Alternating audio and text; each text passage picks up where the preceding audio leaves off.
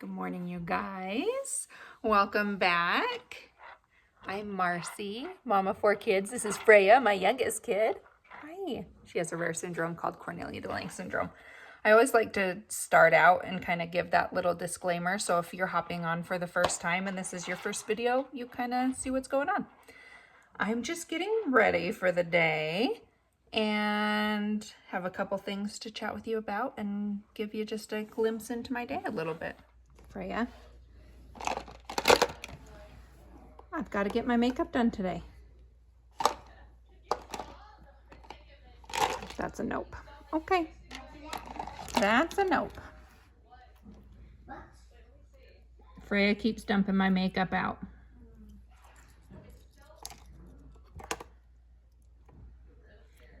You got a bobby pin.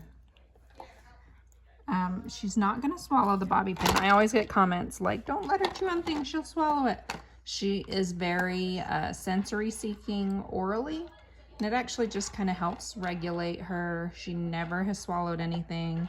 I know when something's in her mouth and I keep a close eye on her. If I'm going to leave, I'll take it out of her mouth, but it helps her, so we just let it happen, huh? Look how golden your hair is getting. I also wanted to address, I do get a lot of comments like, why don't you discipline her when she does something like this? Freya is developmentally like 9 months to a year old. She's not coming to dump my stuff out to be mean. She's not coming to dump my stuff out to get a reaction. She literally wants to play with it and she wants to spin. This bottom spins. And she knows that. So she just wants to play. And she says, hey, mommy, that's really cool. At 9 months to a year old, kids don't understand. No, don't do that. So honestly, I'm just a little more lax with her. I give her a little more grace. And she's my 4th child also. Like, this will keep her entertained while I do my makeup. I can pick my makeup off the floor and do it, and she's entertained, and that to me is more important than putting it all back in, because I could fight her on it and she would dump it and I'd pick it up and she'd dump it and I'd get frustrated, or I can let her entertain herself so I can get my makeup done. So that's what I choose to do. I choose peace in my life. Huh, Freya? You're so cute. I choose peace in my life. Just finishing up some lunch. You got a sandwich. You shared one of your chippies with Freya? Mm-hmm. So we introduced soy back in and didn't notice any reflux symptoms from her EOE. For those of you that don't know, she has something called EOE. It's a reaction where white blood cells stack up in her throat in response to an allergen coming in contact with her throat, and we don't know what the allergen is. I'm pretty sure it's nuts, because she does have like a severe reaction that we carry an EpiPen for cashews. And when we first started giving her like nut milk, that's when she had the really bad reaction. So we're just starting to introduce dairy back in tiny, tiny bits.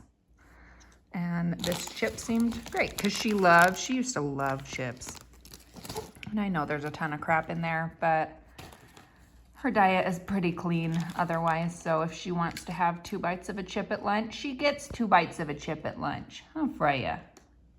And she honestly has taken like 1 bite. Is that chip good?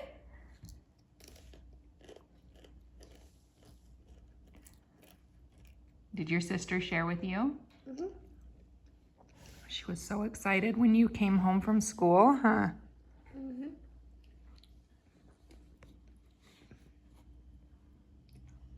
Freya, I know you love lounging.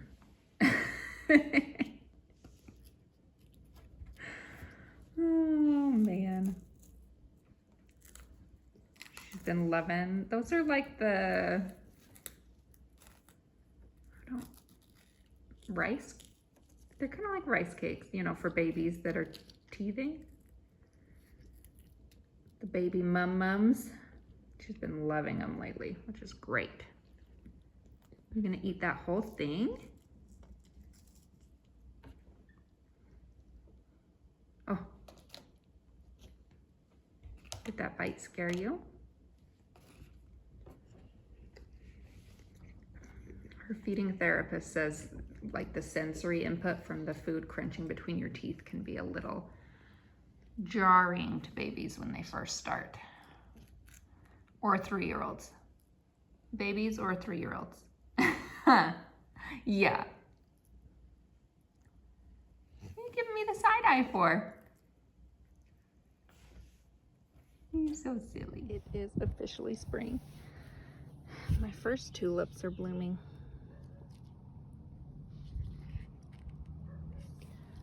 I have all these left to go.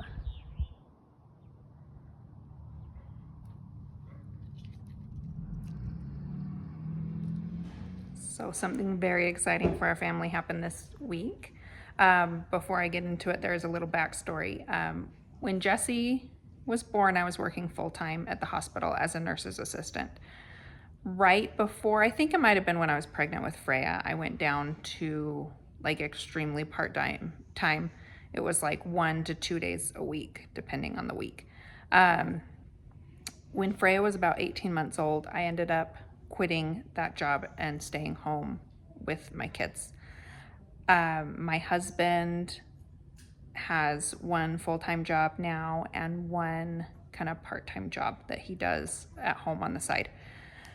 And all of that is just to cover medical costs for Freya. We have insurance through his job, but we still have to pay premiums, co-pays, out of pocket.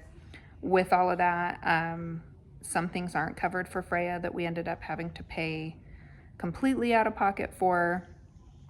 I ran the numbers because I spoke to our state Congress about expanding a program to give medically complex children Medicaid in our state. And for that, I kind of wanted to run the numbers and see how much Freya had cost us, that above what a typical child would cost us. And it was about $10,000 a year. And for her, that was about $35,000 up to, she's 3.5. So, and that was the first time I was like, okay, she costs us a lot of money. Like there's no way around it. All her outpatient therapies, we had to pay for. The insurance covers some of it, doesn't cover all of it. All of her medications, her specialty formula, her equipment, all the testing that got us the diagnosis of Cornelia deLange syndrome was a lot of testing. And a lot of that our insurance did not cover, and we just had to pay for completely out of pocket. So in the state of Utah, it's different. Each state is different on how they pay families that have a disabled child. Some states will pay caregivers to stay home and take care of their children. Utah is trying to implement that, but only if you are on a certain program, which we are currently on the wait list for. So there's one big program in the state of Utah that pays for services for people with disabilities. Currently, there are, the last time I checked, 6,000 people on this wait list, and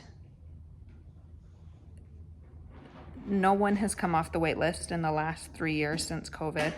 Before that, I believe it was around 200. I will double check my numbers and something will pop up if I'm wrong. But the last time I looked at it, I believe it was somewhere around 200 come off of it a year, but more than that go on it a year. So we are currently on this wait list. You don't get any services if you're on the wait list. You have to actually be off the wait list to get services. They just passed a law that is going to compensate caregivers for staying home with their children. I fully anticipate, I know people that have been on this wait list for 5 years, 10 years, 20 years.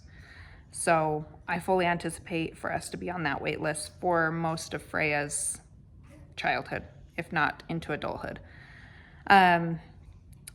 there is a way to apply for Medicaid. So in the state of Utah, you don't automatically get Medicaid if you're disabled.